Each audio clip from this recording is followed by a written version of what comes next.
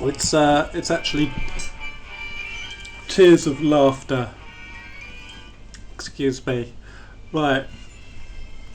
I swear to God, I was reading this, and so this is Miss Stephanie Caroline Davies, who works for the coroner's office, and I honestly I normally just skip past all of the stuff about their CV and credentials and things, and I absolutely swear I thought, I'll tell you what, after reading this and just seeing how unprofessional she was, bearing in mind, I think I can gather why she wasn't interviewed in the as part of the Thirlwall, because she just come across as so dappy, and you'll realise at the end. But I think we know why she wasn't interviewed in Thirlwall. So I was saying, how is this person qualified for this job? I thought, I bet she's got some sort of Mickey Mouse degree, and bronze swimming certificate, no, BSc, applied psychology, forensic behavioural science. It tells you everything you need to know. Tells you everything you need to know. Mickey Mouse. Right. I've written the numbers down because I started highlighting them, and I've had to go through this like 3 times because it's unhighlighted when I'm clicking on other things. So here we go. You're in for a real treat. The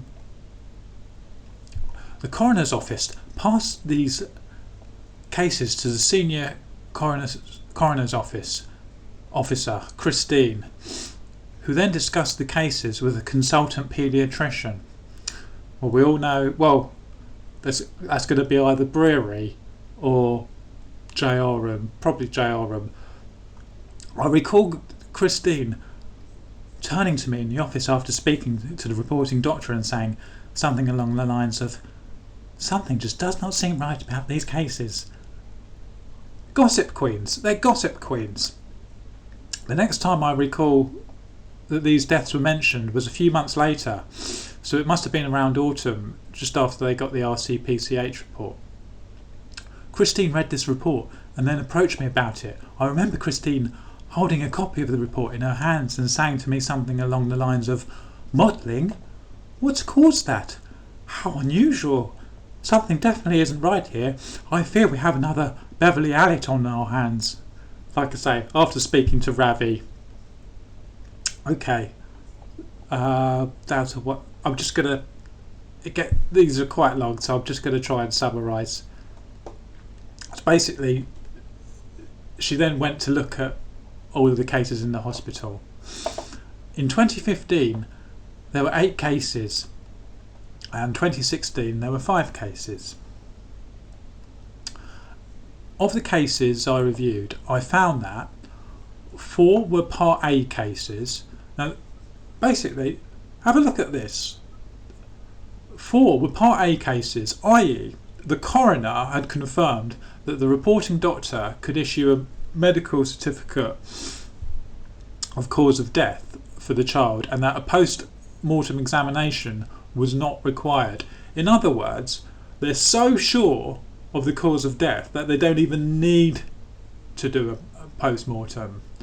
5 of them had paediatric post-mortem examinations at Alderhay which indicated natural causes, and the coroner had discontinued these investigations, so there was no requirement for an inquest hearing.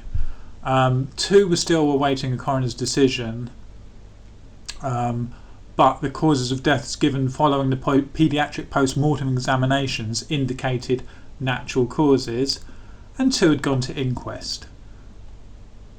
And so there we go, all explained. And then she goes on down to 115. My understanding was that the average for neonatal deaths would have been more like 3 a year, not 3 in 12 days. So in the last column entitled "Any Concerns Raised," I wrote "Missed opportunities."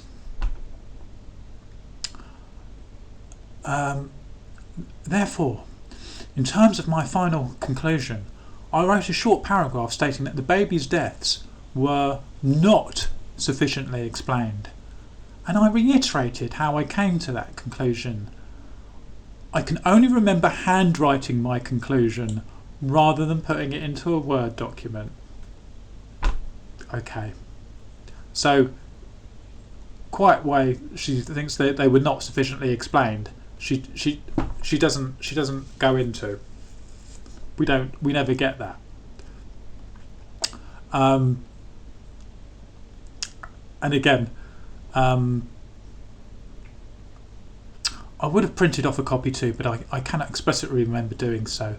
I put all my paper copies of the files into the bottom right hand drawer in my office and locked it before leaving. This is like something from Murder, She Wrote. Where are we going? 126. I'm going to skip down. I do not know where my handwritten notes are now. Okay. 137. And this is the clincher. The last communication I had with any of my colleagues about Operation Hummingbird was when Detective Paul Hughes and I attended a meeting with Mr. Moore. I had, prior to that meeting, emailed to my work email address an extract out of a book I was reading that I thought Paul might find useful. This email was sent from my personal email address to my work one with the subject line "Extract from Book for SIO." I attached this email as an exhibit. Paul was then the SIO for Operation Hummingbird, and I printed off this book extract, which included a section entitled "Behaviours that Signal a Potential Healthcare Serial Killer," and the book "The Psychology of Death Investigations, Behavioural Analysis for Psychological Autopsy and Criminal Profiling." Again, it's pseudoscience Mickey Mouse stuff. This is what we're dealing with. I handed this printed page extract to Paul as we were leaving Mr. Moore's office. I can't believe it. I could not believe it. It's like, it's just a gossip queen, a couple of gossip queens in an office, printing off pieces of paper, writing little notes on post-it notes, losing them, and sending extracts of random pseudoscience books to police officers. No wonder she wasn't interviewed in the Thirlwall inquiry.